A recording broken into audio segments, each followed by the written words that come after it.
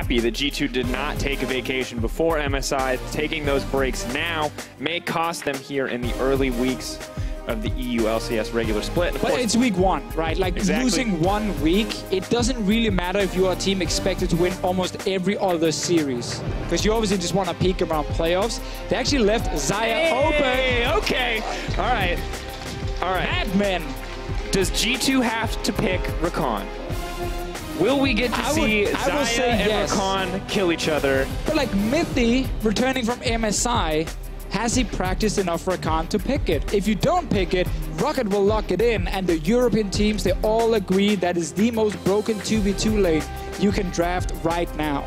God, I'm so excited. But now we see Lulex getting his hands on a staple jungler as well, maybe hoping to make some early game impact. And I feel like with Xayah already locked in, we can expect fights around the bot lane just constantly. To make it even better for ROCCAT, if they get ROCCAT as well, they've already banned 2 supports. So they're pushing Mithy on like a Lulukama if he doesn't want to play this new champion that was obviously not enabled on the MSI patch, and he didn't take it. Oh, these guys. Come on. Now, there's no guarantee ROCCAT will pick it. Yes, that's a guarantee. They're going to pick ROCCAT. But actually, they don't have to do it right now because there's no bans from G2 in the second phase. So G2 can't actually ban it away. But they get first pick in second phase. Maybe it's a little bit. Yeah, but I don't know. Okay. They're not going to pick Lulu. All right, well, we see Pride Soccer taking his time on this selection. Just give some Elise. There we go. There you hovering over the Warwick, maybe some Rengar, old school Rengar shouts out for the former one trick, but now bringing the Elise here onto the stage. Okay, so you got AD carry, you got support, top lane. They can wait with that if they want to. They can take ROCCAT if they don't want to show anything else. We are like 99% sure you're going to see it, but the question is just when do they pick it, seeing as they don't have to take it this early. Galio now locked in as well. Pretty strong top laner coming up for Foxy, potentially a mid laner for Betsy. We know he kind of likes to bust out some of those more unconventional picks. And already Fiora banned off the table, one of those things that we have seen have some success into Galio. Yeah. I mean, Gangplank was a pick G2 introduced at MSI against Galio, but obviously that was Expect and not Sendo, who's the man sitting in the top lane for this one series. G2 right now, yeah, gotta remember, they don't have anything that can really remove. So now they are showing the Caitlyn, they're just trying to match AD carry, and then it's on ROCCAT now to ban away any sort of picks they don't want to deal with. And last season, Hjarnan and Wadid were pretty confident that they could win a lot of these 2v2 matchups, and they are definitely going to be tested playing a new AD carry on stage up against one of the most obnoxious bottom lanes to lane against, the Caitlyn Lulu. And I actually like Caitlyn against Xayah. I think long-range AD carries are pretty good against her to try and get some trade advantage early on. G2 obviously just running down the clock, can't really do anything with it. I also think G2, like if we have to just talk about the first 3, I actually like the fact they match AD carry and they already have the preferred jungle pick and also a support for Mithy, because otherwise you would risk ROCCAT pinching those roles even more. Like imagine 4 support bans and then Xayah and ROCCAT in favor of ROCCAT. Like that would have been very hard for Mithy to deal with. Or the AD carry is taken away. Now you have Sven and Mithy, the 2 we can safely say strongest players on this lineup with solid picks in their hands. And if they're looking to make an impact, if they're looking to carry this game, definitely the safest way to set it up. Although to be fair, we don't know what to expect from Blanc, from Lulex, from Sendo. These guys could have solid performances. Of course, Blanc plays like a lot of different control mages. Like most play these here in Europe, like Azir, Victor, these kind of things. He's played a lot of Ryze as well. Like Orianna is available. She is still a very safe blind pick, especially with Lucian banned away. Would not be surprised to just see Orianna here. But I could also just last pick for him mid and then say, okay, we know it's Galio, or we expect it to be Galio top. Let's lock in our top lane pick against it, being it the Gangplank, being it another tank. And then we have like a pretty decent setup for Blanc to get a counter pick. Solid place to be. See what Sendo wants to stick towards. 5 seconds left, and it will be the Rumble locked in for him.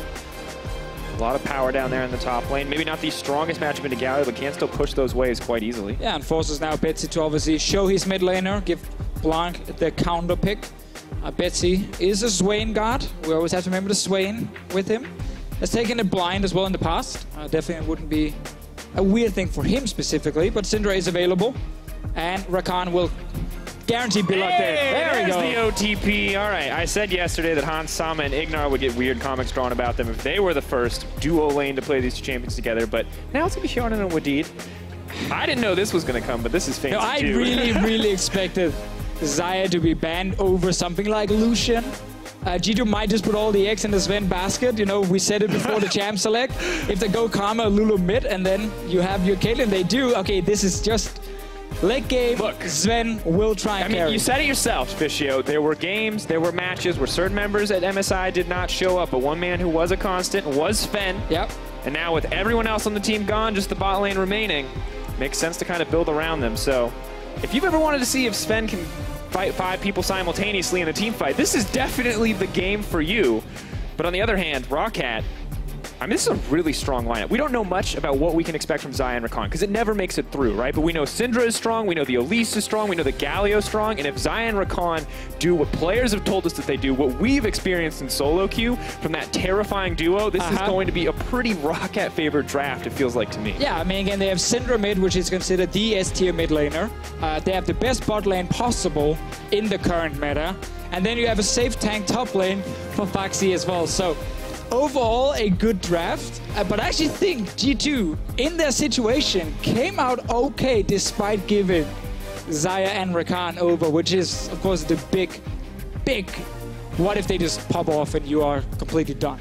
I don't know. Well, if you have faith in Xayah and ROCCAT, if you have faith in ROCCAT, hashtag ROCWin at LOL Esports on Twitter. But if you believe in G2, or at least 2/5 of it, hashtag G2win. Perks, Trick, and Expect are not playing, despite what that graphic said. They are not playing, yes. Blanc, Lulex, and Sendo subbing in. Representatives from the LVP, the Challenger Series, coming in to back up G2 this week. This is the way some of the football clubs have an impact on the EU LCS.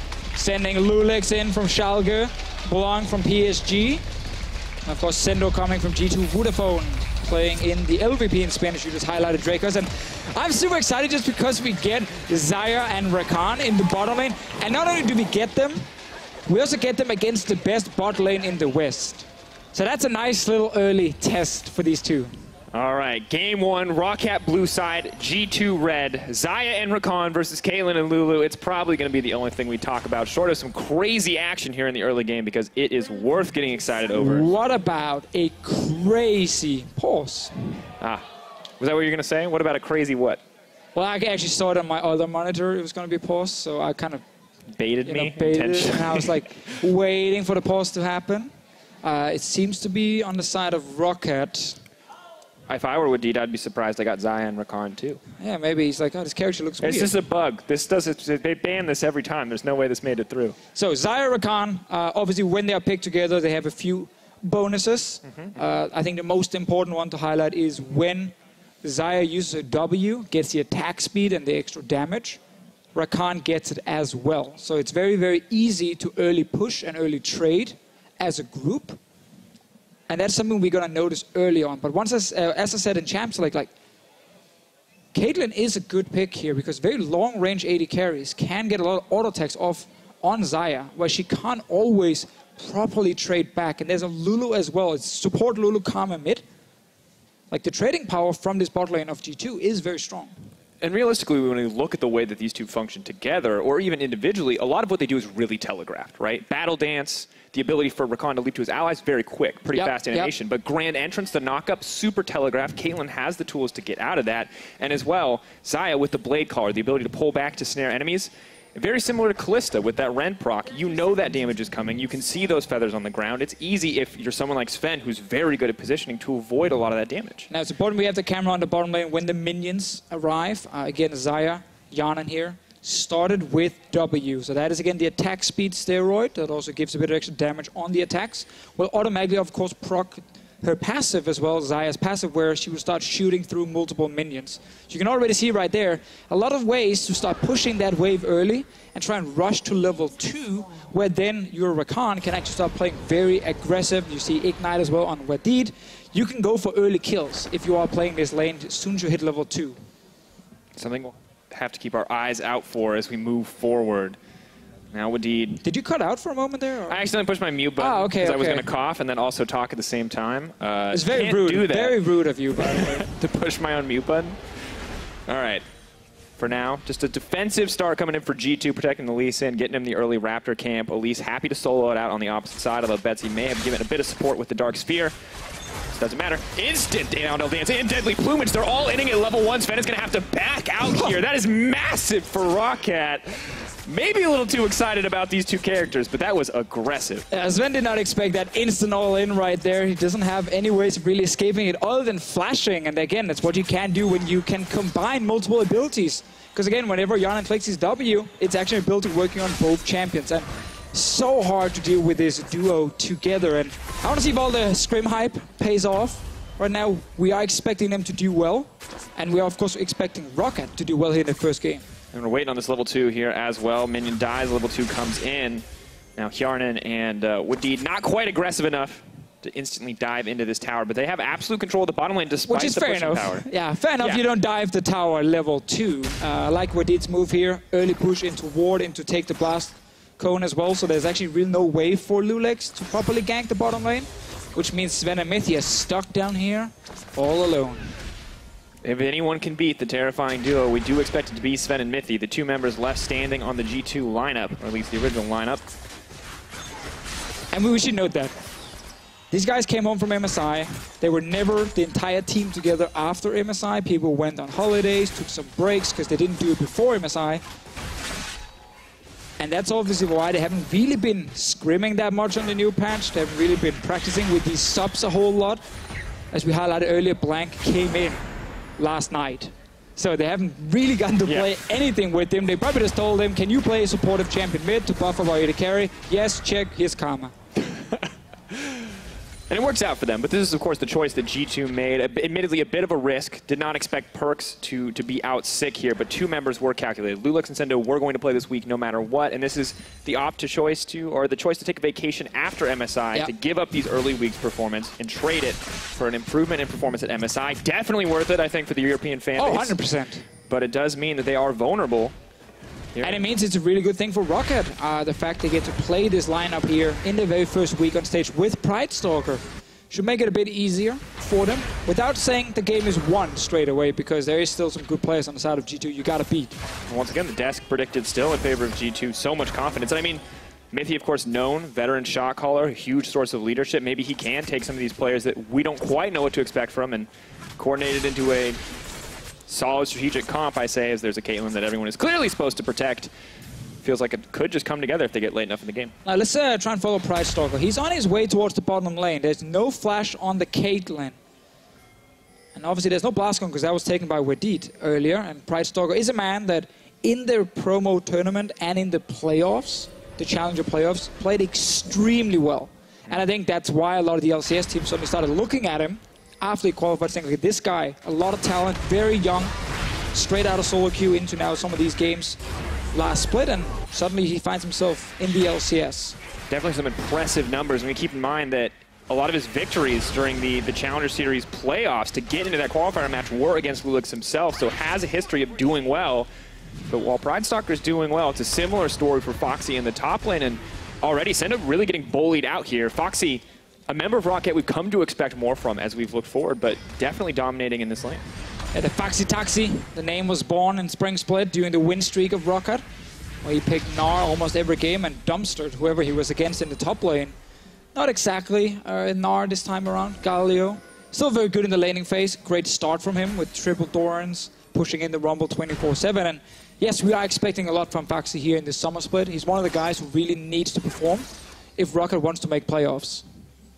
Absolutely, a lot of pressure. ROCCAT are coming in with, remember, they haven't lost since the end of last season. Would really like to start on a good note. And there's a lot of people skeptical. Without Maxwell on the team, will the leadership be the same? Will the team be able to coordinate as well? For now, solid early game, but have to see more as we move forward. Yeah, I mean, I'm one of the people who's been skeptical, simply because Pride Stalker and the team here, I think it's going to take time before they really click and can match some of the other teams, some of the other top teams in Europe. Now, that's not saying that, you know, by week 4 or 5, they're not going to look very good. But I think it's going to take at least a few weeks before we really get to see what these guys can do. Obviously, this first game kind of gives us a weird feeling because, you know, if they beat G2 2-0, it's a great start. And but it's such a rough spot for ROCCAT, too, you have to respect. Rough spot for both these teams because ROCCAT win. Oh, you won, but it's against a slightly weakened G2. Right, yeah. If ROCCAT lose, it's, oh my god, you got spanked by G2 with 3 subs. And G2, they're just happy to find a win, but they definitely are just not happy to be in a situation where Perkz couldn't be on the lineup in week 1. Yeah, you know, I talked to Betsy before the game. He was like, he's actually super sad that he's not playing against Perkz because he wanted to try and challenge him now after that great MSI performance. And then Perkz is out sick, and he's playing against Blank, who's a guy he probably didn't expect to play against today. And not exactly the same as playing against Perkz in his current form. And you have to respect it. Perkz putting on an excellent performance at MSI, and if mid laners are looking to improve, that's a guy you'd be happy to 1v1 to practice up your laning prowess. And as now level 6s are starting to come in, ultimates are starting to be available. Grand Entrance goes forward, but just going to battle dance out there for Wadid. There's another bonus with a very long range for Sven. Like, he can stay far enough back that the range of Wadid's knock-up is not always a threat against him. Like you saw right there, he just stepped backwards very quickly, didn't get hit by the knock-up. His flash is back up right now, so G2's bottom lane here been able to do just fine despite that level 1 where maybe they didn't expect the instant all-in. And Wadid just continues to go forward every time the Grand Entrance is off cooldown. Hungry for a little bit more, but Mithy. Got respect now, Jan at level 6 as well. Now the Featherstorm throws out a decent amount of those as well, so you have to be very careful. At the same time, Mithy with flash available should be relatively safe. Yeah, more people looking to join the party. No, Pride Stalker takes the blue. Betsy goes back here. G2's bot lane respecting the fact they could get killed under that tower. Steps back in, but yeah, Xayah ulti I think is the best ability for it, the coolest ability. Simply because, again, you can jump up in the air, you can't really be targeted, you can't die straight away. And then when you spawn those 5 feathers, when you use your E, you pull them back straight away. Extra damage, land the snare. It's a lot of burst up front. That is super, super hard to deal with if she can actually chain some CC with, well, let's say a ROCCAT. And that's a terrifying spot to be in if she gets a lead, when she can just leap forward and be aggressive, when she doesn't have to worry about using that cooldown defensively. But feels like if Hjarnan falls behind here, you no longer get the option of using the Featherstorm quite so aggressively because it's your only defensive tool on this character. You don't have the double dashes that ROCCAT has. You don't have the net that Caitlyn does. And you can put yourself in some risky spots. Oh, they're looking for bot lane again. Blank is getting pushed in mid over and over, so Betsy's moving first. Haven't been able to sync up and actually kill Sven and Mithy simply because the G2 bottom lane, they're just stepping away from the tower. So they're actually playing it smart, but obviously the tower is taking damage. And Xayah can just perma-push this lane here, just use one ability to proc that passive, and you just keep going, man. Keep going. Oh, they can sync up the recalls as well. Oversleep. OTP, running forward. Mithy now in trouble. Oh, that's a lot of damage. Buddy's going to do his best to save himself for now. The quickening not quite enough to take him to safety. Has to dodge the trap. Rulex is there. Not anything else going to come. Oh, flash over the wall. All right. I think Lulex is respecting the potential danger despite a lot of guys being around. Everyone in here in the audience are kind of waiting for that first kill. They came in expecting a bit of a fiesta, and now they're getting this like slow and steady early game where it's a bit of a farm fest. We were misled as to the nature of this lane when they all-ined at level 1 Deficio and then did not fight up until that point. Well, they tried, but they were out of range every time because the man on your screen, Sven, managed to stay out of range with this Caitlyn, and the numbers you see there from MSI, same kind of numbers we can see in this game. Probably the damage percent would go up to like 40% instead. I mean, there's an entire team comp built around him, so. Exactly. I mean, to be fair, there's a Rumble who will steal away some percentages, but like still, Sven is the man we're looking at to win this game for G2 if they can get it to late game. So far, it's actually working out pretty well. They're dead even in gold at 10 minutes. And a pretty decent CS lead for the Caitlyn as well. More than even we saw at the MSI numbers, so already putting on a pretty solid performance for his first game back, despite the time that G2 has not practiced. I'm actually surprised we haven't seen Pride Stalker really do anything on Elise. Like, you pick a snowballing jungler who shines in the early game when it comes to ganks. You have a CC top you can use to gank with. You have CC mid from Syndra. You have CC bot lane. Like, every lane actually allows you to gank it because they have ways to set up this target right in front of you that you can just cocoon and you can kill them. He's hovering mid, but very defensively, more to just allow Betsy to push out the lane and then roam. This is a good move to go down to the bottom side. We'll get spotted though once again, and nothing really comes from it. ROCCAT just slow and steady wins the race. Like, you can literally just dive Rumble with Galio Elise. Like, force his flash from that one, and then you can return gank, or you can start taking tower. You have to wonder, maybe the confidence just not quite there for ROCCAT. First games on stage, we saw it yesterday in the first Fnatic game. We saw it in the first H2K game as well. Teams have been telling us that first game on stage is rough. Hard to execute on those big confident plays. You don't quite feel like yourself. They got used to the settings again. You've gotten used to the pressure maybe of playing in front of a crowd, especially for a young guy like Pridestalker. And you're afraid Daniel Dracos will flame you if you make a mistake. Like, that is your brand. I will. That is your brand. I am the guy who flames people. Exactly. I didn't know that, but I guess you said it, so it must be true. I mean, once I said it, it's out there now, so... They know. They all know. To be fair, I don't blame Pridestalker, but I think then his team needs to guide him. Like, the team right in needs to help, like, hey, come, you can go mid now, we can gank, we can do this, you know, come top, we can dive. Like, you can kind of micromanage him. There we get to sync up recalls. I actually like the fact you can just kill the last few minutes and then step together. It's so beautiful. They're gone. 7 seconds saved, ladies and gentlemen. He was farming while the support was recalling. Ooh. Look at that time efficiency. You know what that is? That's 7 Cloud Drakes worth of movement speed back to lane. Well, now, Betsy, it's very slow, it's very steady. Betsy's going even. Rumble's falling behind a little bit, and Sven is starting to crush the CS differential. But there's a Blade of the Rune King now finished on Hjarnan. Is this what they need to all in to try to kill this lane one more time? Well, again, as I said, I think ROCCAT has so many options. Like, there's so many lanes. They go top lane, go bot lane right now. I like the Betsy roams to bot, try and take the tower. Push out the lane, then lane swap to top, take Rift Herald, and use that to break open the mid tower. Suddenly, wide open map, multiple towers down. It's what you can do with the new Rift Herald. If you win the bottom lane, you can use that to take one tower and go up and grab that Rift Herald right after. But it requires them to actually get the tower down. You can see in your minimap, always you have Pridestalker Betsy hovering towards the bottom side. But they're not been able to execute on tower or a dive because G2's bot lane are playing just so safe. And you can see Sven and Mithy, so much confidence as Sven continuously just steps forward to throw auto attacks out. Not worried about Wadid, just gets the movement speed steroid, the shield from Mithy, and starts to poke back and forth. But now Lulex just have to lead back out to safety. Yeah, and this is the dream for G2. You know, no Rift Hill going down, no early towers dying, no one is actually getting kills. Played a slow game. We know Mithy as a shot caller, even with new players, can guide a team in the late game quite effectively. True. And especially here in the early game where everyone's to a certain degree on their own, pretty simple plan for G2. Don't die. Yeah, exactly. Don't give anything up. That's why Lulex flashed, you know, earlier. We just instantly be like, nope, not going to take a chance here. I'm just going to flash away from this one straight away. I just know if I don't die. We're just farming. We're going late game. It's all great. It is MSI all over again, except no one is getting early advantages against G2, like we saw at MSI. Exactly where they want to be. Happy to pick some scaling options. Right now, though. Quickening, knocks it up at the grand entrance. Got a baby battle dance out as the Elise does come in. Mithy taking a lot of damage here in the exchange, but still not going down. TP counteracts it, but not going to be needed. Get that full combo again, though, where Hjarnan, you know, lands his ulti, then takes all the feathers back and roots Mithy in place. But the Lulu ulti coming in clutch, and a good TP from Blank as well here, just to stop ROCCAT from further stepping forward. And now it's actually G2 looking for a play. Lulex coming down. Hjarnan very vulnerable. Without the ultimate, going to have a hard time being safe. Nice block coming in from Wadid, though. Good awareness.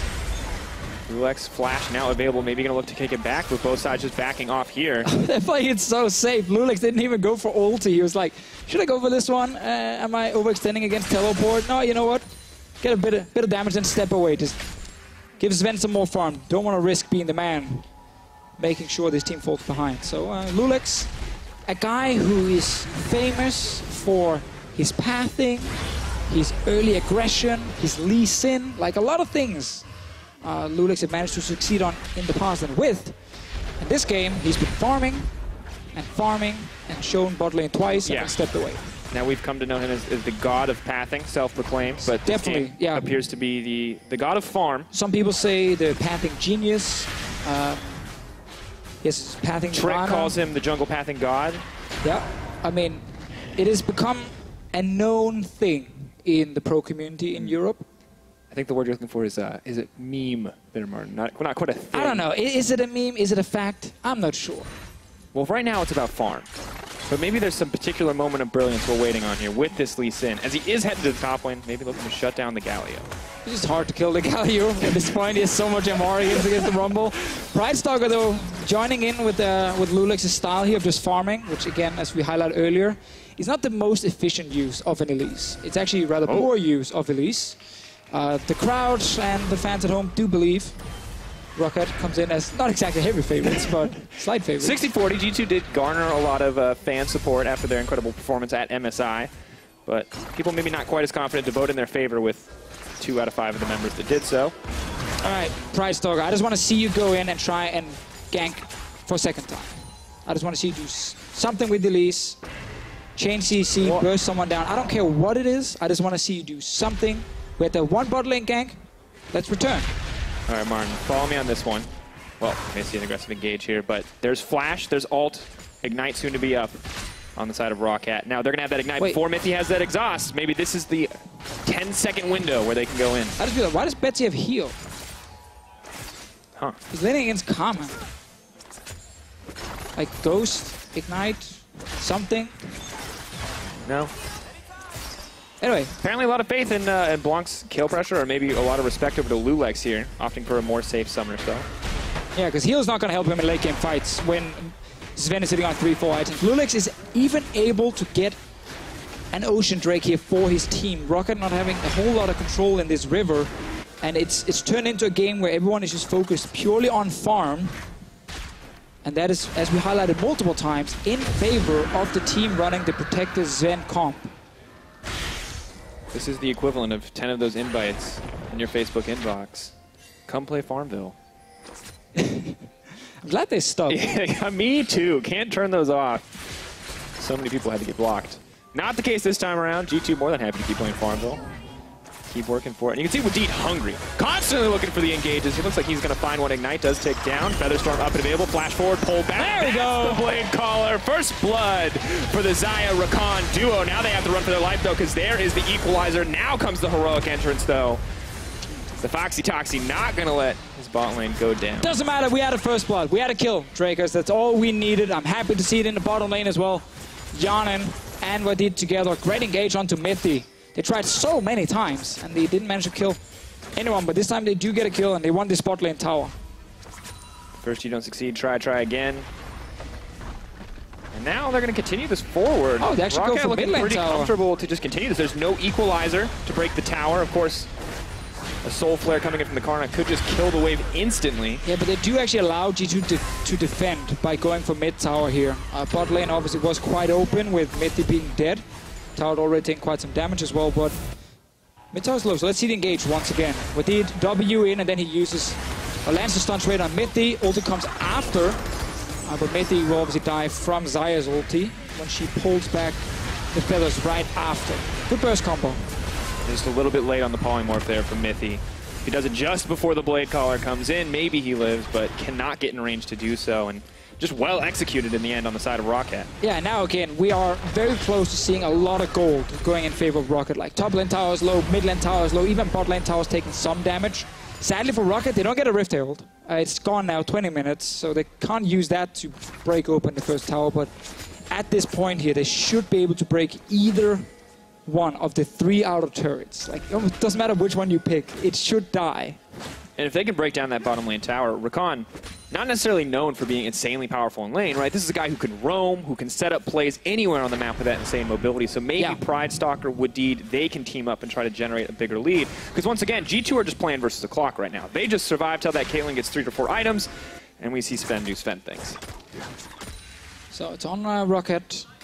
I like your point with Rakan roaming. I think his lane ganks are insane.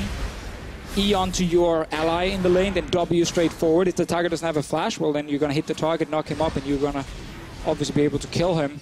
Foxy top lane could call for assistance and take the tower. Betsy mid lane could call for assistance and take the tower as well. Or you can go bot lane with 4 members. You really have all options right now if you're ROCCAT. Not looking to do anything too aggressive, too risky.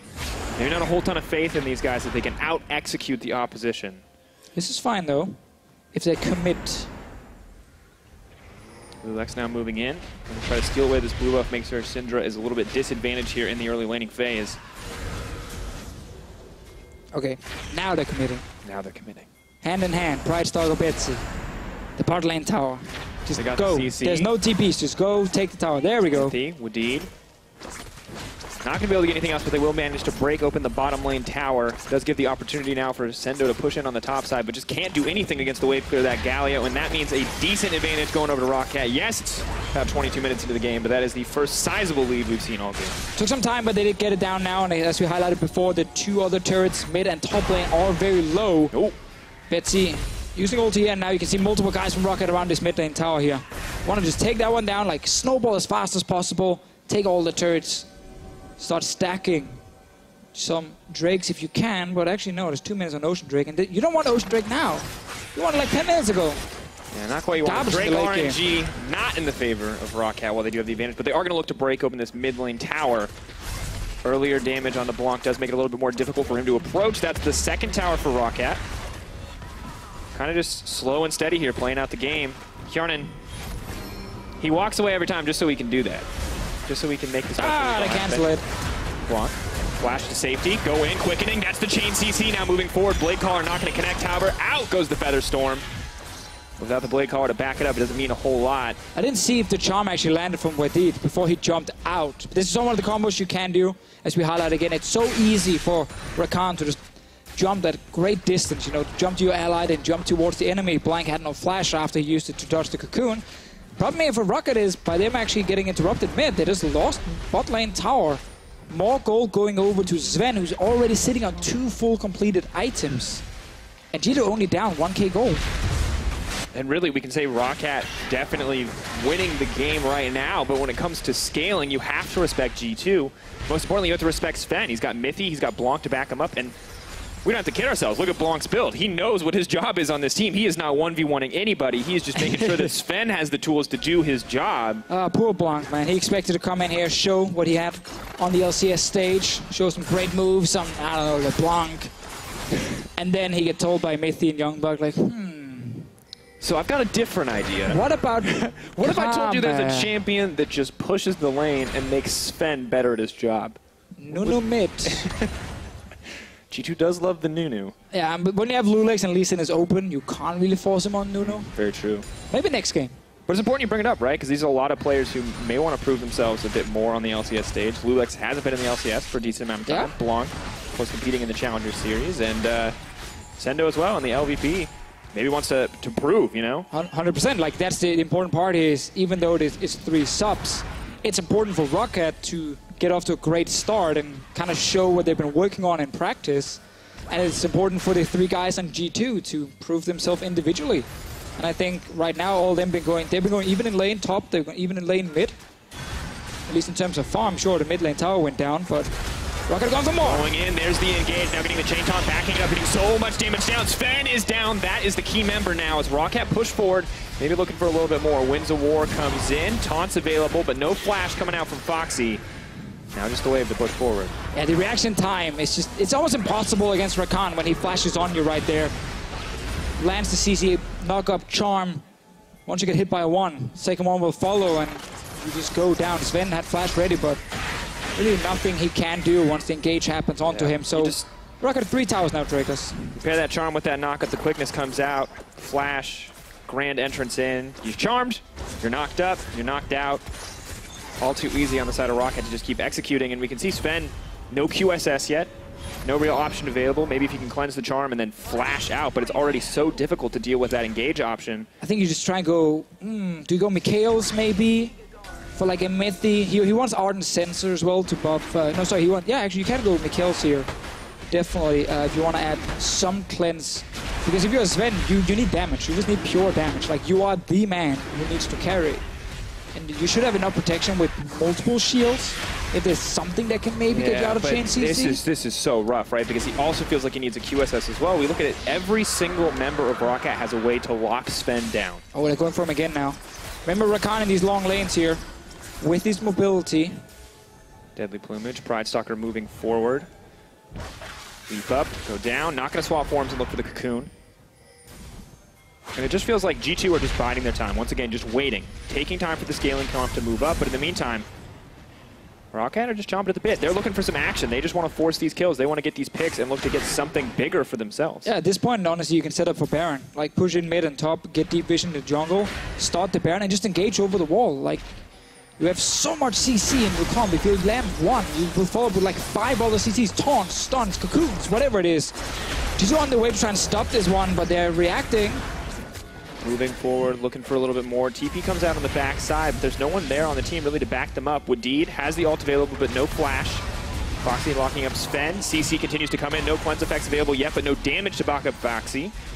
Running now, backing out, is going to step on a trap. But nothing else is going to come from this. Sven can't really kill Galio at this point. He needs some armor penetration as well, but he needs a lot of things. That's always the problem when you're playing these late game AD carries. ROCCAT, though, actually giving G2 quite an advantage here by them just rushing the Baron and not properly clearing out the vision. Because it bought some time for G2 to now regroup and get a bit more gold and get some push in these lanes. Now both teams just kind of grouping up in the mid lane. Sven going to go to the side, look to pick up a little bit of extra side wave farm to continue to build those items, but the rest, the team just happy to hold ROCCAT in that mid lane. They have enough wave clear with the Lulu, with the Karma, to make sure that ROCCAT really can't push for anything else. We're just looking for a pick. Fisher, we're just waiting. We're just waiting, baby. CC. And this is the thing about these first games, Deficio. Everybody plays scared. Everybody plays with so much respect. But for G2, I think it's the right choice. Right now, as you said, Sven just doesn't have the damage.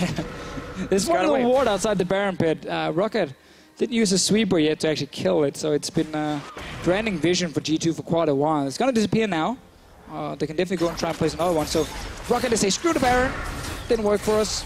Back to pushing, back towards Baron, back to pushing, back towards Baron. And that's a terrible I was 100% expecting a series where we would have like 40 kills. And you would be screaming non-stop. That's what I was thinking too, but here we are, 2 kills, 28 minutes in, Deficio. Yeah. Save your voice though.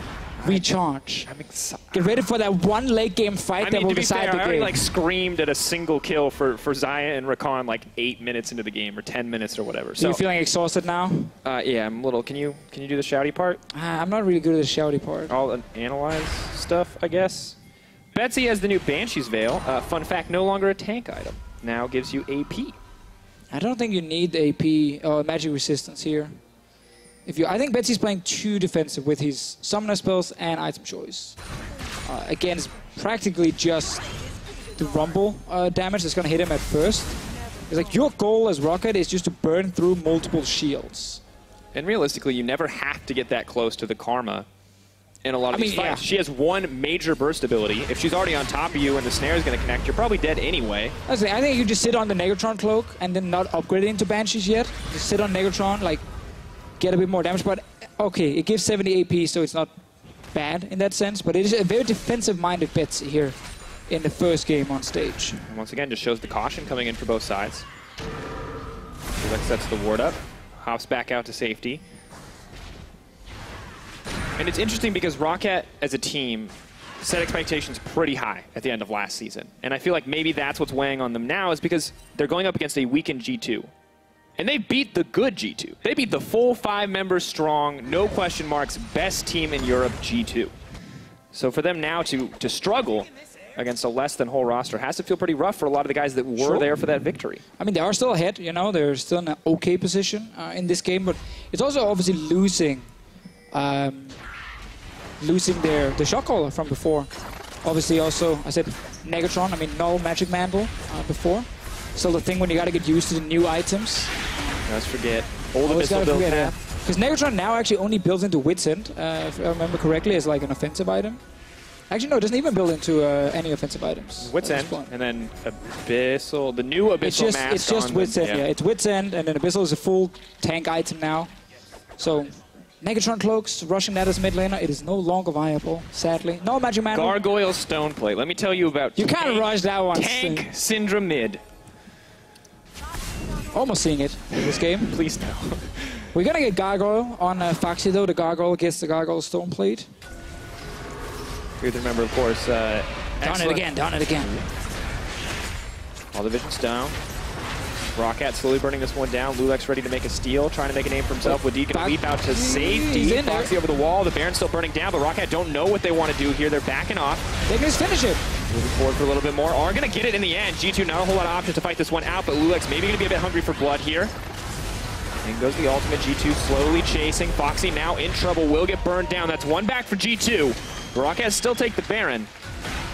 So in the end, still worth it for ROCCAT here, rushing it down. They almost disengaged from it, and I think they realized, oh, we can actually finish it in time. G2 did not react instantly. Lulex was not in there to try and steal it. First Baron for ROCCAT, but they still only have 3 outer turrets down, and Sven is now on another turret here in the mid lane. Decent spot to be too. 1.5 attack speed items, a bit of armor penetration means he's going to be a little bit better equipped in the fights, but still not the 3-item, 4-item Caitlyn we expect. Just bits and pieces to kind of suit the needs of the team right at this moment. This is basically MSI all over again. Sven is now slowly but surely getting towards his 4th item. We go like 45 minutes into the game. And in a lot of these games, it's hard to adjust. We can see Sven now leaping forward. Though. Oh, he got caught! Not dead yet, though. That's a lot of CC coming in, but not enough to lock him down and knock him out. Going forward, there's the taunt. They're going to get down Mithy. That's 1 kill coming in for ROCCAT. Things looking pretty good as they start to push up the mid lane. Double daggers, not going to connect. Woo! Close one, close one. Sven did survive. Sacrifice his support. Someone needs to die when you catch the AD carry. Ended up being Mithy going down, despite having both summoners available as well. But I think he was surprised by Janen's combo right there with the root into the stun of Foxy. Now the siege is coming in. Foxy pushing on the bottom side while the rest of the team maybe just looking to take this tower, but still a ton of wave clear on the side of G2. Yarnan doing his best to take down the tower. A little bit of CC goes down on the Lulex. He's going to need to run.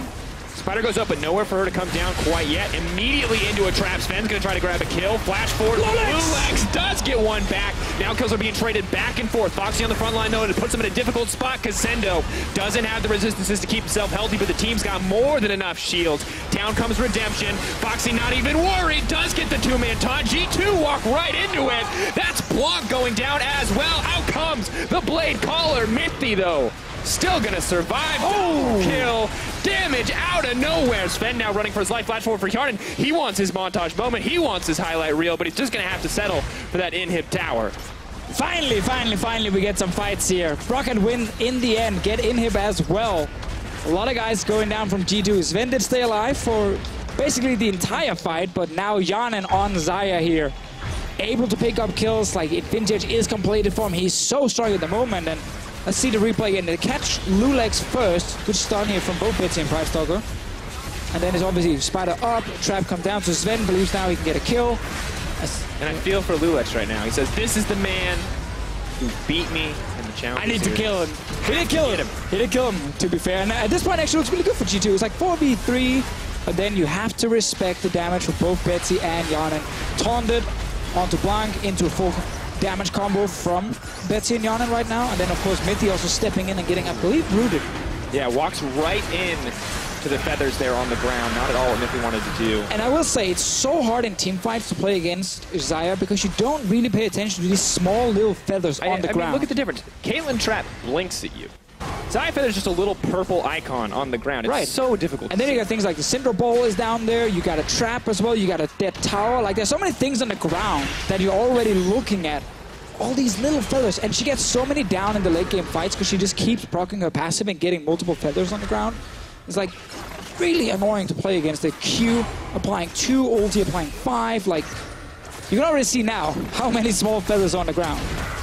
Oh, and he goes though. That's going to be the combo. Galio now coming into the backside. Oh, that's a wombo! Equalizer comes out, but it's not even going to do a thing because Foxy just going to back off. Decent damage comes in for Sven, but that's the coordination we were waiting for from ROCCAT. It's like they got a taste of the blood right now. Realizing, okay, we just keep forcing fights, you know, we don't want to let Sven get even further in towards the late game. I mean, I'm kind of skeptical ROCCAT taking it slow, but 1-0-4 the scoreline for Betsy. Tanky build means no deaths yet, but 4-0-4 for Yarnan, 0-1-8 for Wadid. Xayah combo, maybe not end-all be-all in that laning phase, but definitely making huge waves here in these team fights. And it's always the important thing to highlight, you know, when you have these scaling comps.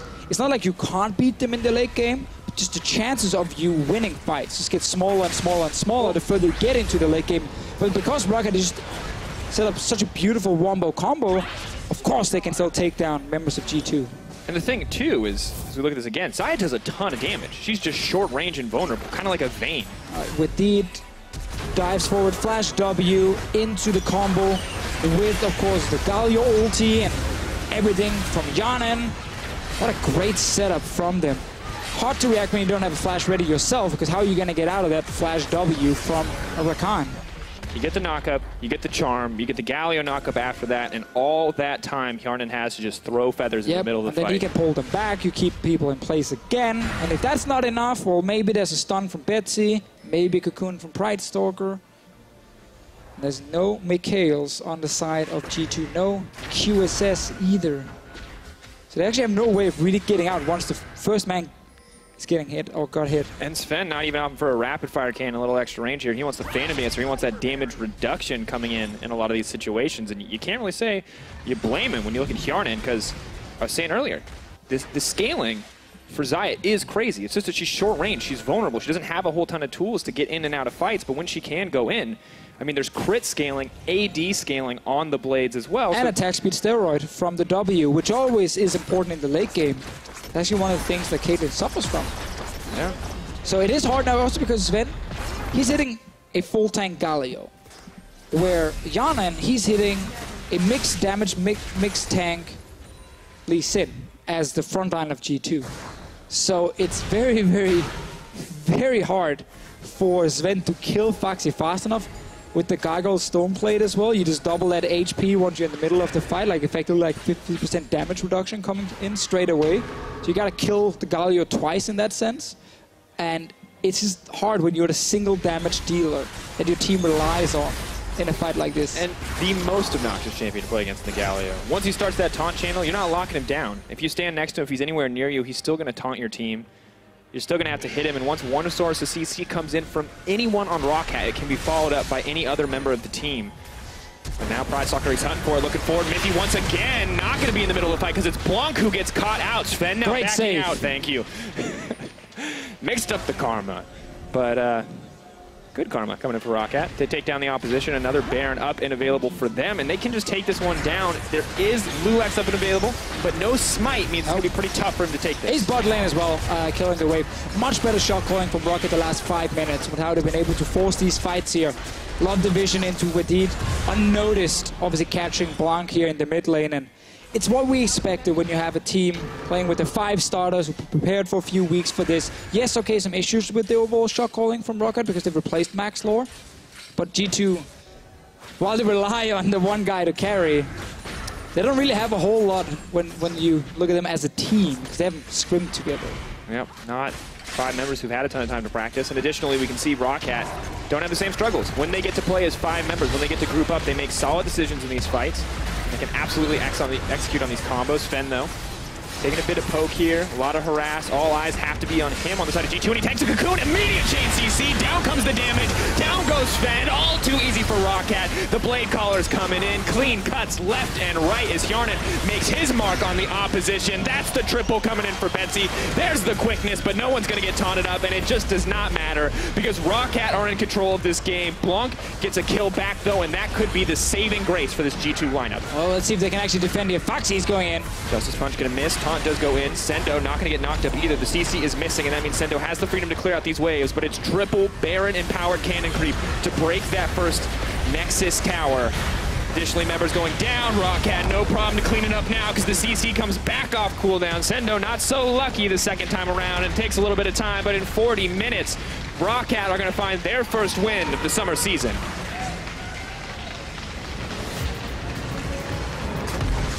Slower game than expected, but at the same time, we can't really blame ROCCAT. First game back on stage with the new jungler. Like, you also, if you're ROCCAT, you just don't want to risk giving anything over to this G2 lineup with 3 subs. You don't want to risk falling behind early game because of some dumb mistakes. So, can't really blame them too much, but there are definitely things they want to look at. And when we looked at this draft, we said, Sven, man, if this guy makes it to late game, like, ROCCAT are done. What we didn't say they were done. We said that was G2's win condition. Right? But what we didn't see until they came together as 5 was how well they could execute this Wombo combo.